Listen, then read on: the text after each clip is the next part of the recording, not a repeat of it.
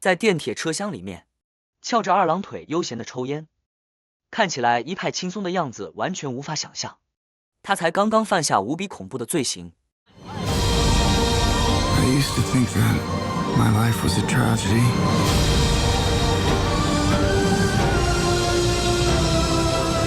But now I realize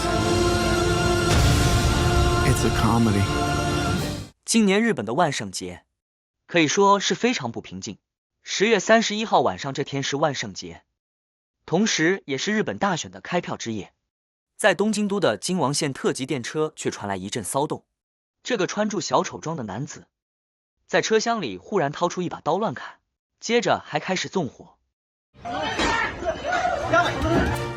网络上流传着他是想要被判死刑才会大闹电铁，但真实动机真的是这样吗？恐怕还是得留给警方调查。有人打扮成小丑大开杀戒，让一个问题再度浮上台面。这几年各国不断的出现模仿小丑的犯案。2012年，美国的科罗拉多州戏院的枪击案件，枪手就是自称小丑，乱枪射死了12。之前就有许多学者警告，太过暴力血腥的内容，无论是小说、电玩，都有可能造成模仿风潮。像几年前小丑电影上映的时候，因为内容实在太具争议性，就怕引发治安忧虑，连警方都不敢掉以轻心，加强戒备。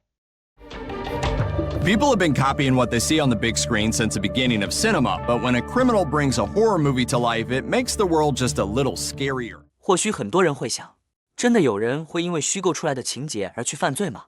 人心有这么好操弄吗？接着就带你们来看看过去几件真实案例。Like scary movies? You never told me your name. Why do you want to know my name? I want to know who I'm looking at. 五官扭曲变形的鬼脸，这个形象大家应该都不陌生。恐怖面具也成为了影史经典，直到最近几年都还不断推出新作品。但在1996年上映的电影首部曲，却有人模仿里面的手法杀人。